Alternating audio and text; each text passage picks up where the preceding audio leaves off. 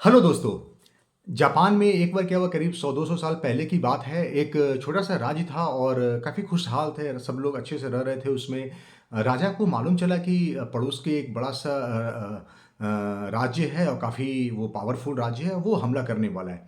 जो हमला करने वाला है तो इन लोगों ने आपस में डिस्कस किया कि हमला होने वाला है। तो जो सेनापति था, उस जो छोटे से राज्य का सेनापति जो था, वो बोला कि महाराज वो तो बहुत पावरफुल किंगडम है और हम लोग कैसे सामना कर पाएँगे? हमारी अगर 1 सैनिक है तो उनके 10 हैं, तो हमारा मतलब लगभग हर चीज़ 10 गुना ज़्यादा है, हम उससे सामना नहीं कर सकते। अगर हम लड़ने भी जाएँगे तो एक तरह से खुदकुशी होगी। तो राजा को भी लगा कि हाँ, बात तो सही बोल रहा है, लेकिन अब किया क्या जाए, कुछ समझ में नहीं आ रहा है।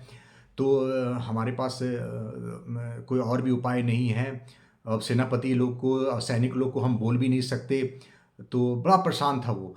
तो राजा का एक गुरु था और वो गुरु के पास गया और अपनी प्रॉब्लम को लेकर के और बोला कि कैसे इसको सॉल्व किया जाए, समझ में नहीं आ रहा है। उनकी बात भी सही है, लेकिन ये खतरा मंडरा रहा है, हमें लड़ना तो होगा। वो मतलब कि वो किसी भी तरह से हमें इसका उपाय ढूँढना पड़ेगा।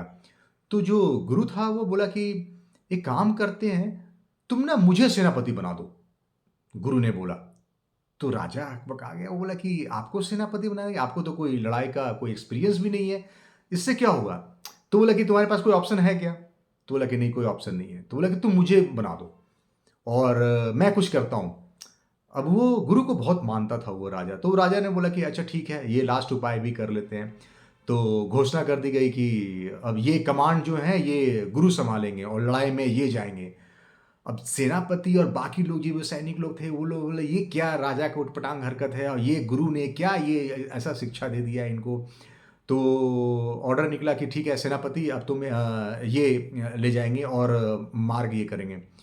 तो सेनापति भी को भी लगा कि अच्छा चलो देखते हैं क्या होता है और सैनिक को तैयार करवाया गया और चूँकि अब ये सेनापति के पद पे गुरु था, तो अब गुरु थे तो अब सबको मानना ही था इनका जो ऑर्डर था।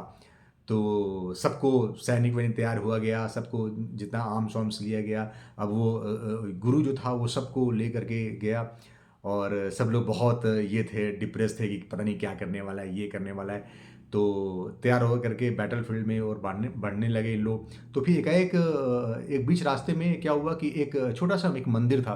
तो मंदिर था तो गुरु बोला कि ये काम करते हैं, अब ये हम लोग लड़ने तो जा ही रहे हैं, तो एक बार मंदिर में चल के हम लोग एक बार प्रणाम कर लेते हैं लड़ने से पहले। और और उनसे हम लोग प्रणाम करते, हो सकता है कि भगवान हमारे ईश्वर हमारे कुछ सुनेगा। तो सभी लोग बोला कि हाँ, ये शायद पूजा पाठ करते हैं, ये करते हैं, तो हो सकता है कि कुछ इनकी कुछ इसमें शायद कनेक्शन हो गॉड से इनका। तो वो लोग सब जाते हैं, सैनिक लोग भी जो सेनापति वगैरह सब। तो फिर उसके बाद वो क्या करता है कि गुरु बोलता है कि एक काम करता हूँ, तुम लोग की बात भी सही है कि मतलब इतने पावरफुल वो सब लोग हैं और हम लोग इतने कम लोग हैं, तो हम लोग जाएँगे तो सीधा-सीधा खुदकुशी ही होगा।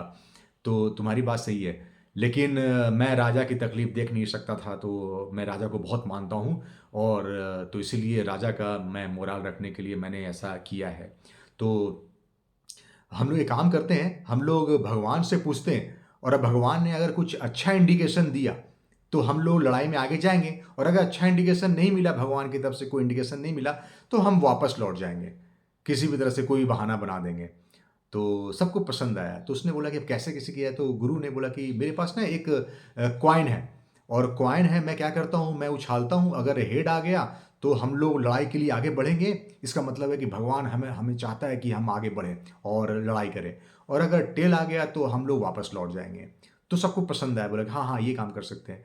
तो गुरु ने क्या किया, वो एक कॉइन निकाला और उसको उछाला, उछाला तो जब वो गिरा तो सबने देखा कि अरे! ये तो हेड आया है।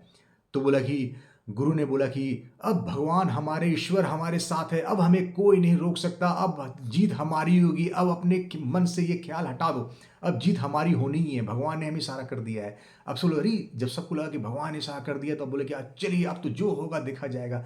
सब गए और इससे पहले कि वो बड़ा राज वाला जो था वो अटैक करता, इन लोगों ने अटैक कर दिया। अब एक एक जो सैनिक थे वो सबसे भिड़ गए, और भिड़ गए तो क्या हुआ, एक एक सैनिक 10-10 सैनिक पे भारी पड़ने लगा और इस तरह से लड़ाई उन लोगों सब लोगों ने लड़ा कि अंत में जीत इनकी ही हुई। जो छोटे राज वाले थे, इनकी ही जीत हुई। अब जीत हुई तो बोले कि वाह! मज़ा आ गया, भगवान ने हमारे साथ दिया, ईश्वर ने, मतलब हम लोग बहुत खुश हैं, अब राजा को जाके बताएँगे, राजा भी बहुत खुश होगा।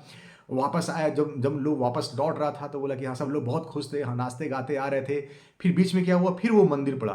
तो मंदिर पड़ा तो जो सेनापति ने बोला था कि सेनापति ने बोला कि भगवान ने हमें किया तो हमें जाके शुक्रिया बोलना चाहिए। तो बोला कि हाँ, हाँ, शुक्रिया बोलना चाहिए। गुरु ने भी बोला कि हाँ, चलते हैं हम सब लोग जाके उसको शुक्रिया अदा करेंगे हम लोग। फिर सब लोग वहाँ पहुँचे। फिर उसके बाद सबने बोला कि भगवान आपका बहुत-बहुत शुक्रिया है, आपने हमें जितवा दिया, हमें हमें एक इंडिकेशन दिया, वरना हम तो पता नहीं क्या होता हमारे साथ।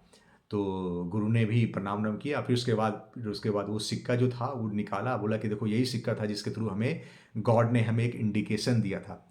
वो सिक्का निकाल के दिखाता है गुरु, और तो उसमें सबको दिखाता है, एक्चुअली में उस सिक्का में दोनों तरफ से जो कॉइन थे ना, दोनों तरफ से हेड ही थे, टेल था ही नहीं। तो सब लोग देख करके बहुत शॉक हो गए कि अरे! ये कैसा कॉइन? बोला कि हाँ, ये कॉइन, इसमें दोनों तरफ हेड थे। एक्चुअली में मैं तुम लोग को दिखाना चाहता था, गुरु ने बोला कि अगर टेल होता, अगर कुछ आता तो तुम लोग ऐसे भी लड़ने नहीं जाते। लेकिन मैंने एक रिस्क लिया और तुम लोगों में जोश भरने के लिए ही मैंने ये काम किया था। तो बिकॉज़ हेड आया तो अब तुम सब लोग लड़ाई में भरपूर अपने एकदम जोश के साथ लड़े, जिस कारण से जीत हुई। दोस्तों, इस कहानी से हमें क्या शिक्षा मिलती है? क्या क्या लर्निंग है इस स्टोरी से? सवाल हमारे कैपेसिटी का नहीं है कि हम में क्या कैपेसिटी है, क्या कैपेबिलिटी है, हम कितना जानते हैं।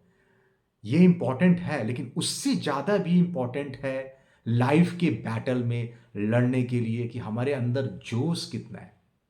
हम हमारे अंदर में वो एनर्जी कितना है, पैशन कितना है। हम लड़ने जा रहे हैं तो हम एक्चुअली क्या करता है ना, ये है तो बहुत छोटी-सी चीज़, काम तो आपकी कैपेबिलिटी ही आएगी, लेकिन ये जो है ना, एक एक पहले आपके पास 1 या हमारे पास 1 है, जब एक और ये आ जाता है ना, तो 1 और 1 11 हो जाता है। और जब 11 हो जाता है तो 10 पर भारी तो पड़ने वाला है ही। 10 क्या, ये 20 पर भी भारी पड़ने वाला है। तो फर्स्ट थिंग क्या होता है, हमें किसी भी चीज़ को सामना करने के लिए हमें अंदर में हम क्या सोच रहे हैं, और जो हम सोच रहे हैं, हमारे अंदर में जो जोश है, वही हमारे कैपेसिटी को दुगना तिगुना कर देता है, और इस तरह से हम कोई भी चीज़ आसानी से हम हासिल कर लेते हैं। आशा करते हैं आपको ये कहानी पसंद आई होगी, और हम सब लोग इस कहानी के थ्रू हम ये आगे इसको भी हम अप्लाई करेंगे अपने लाइफ में। धन्यवाद।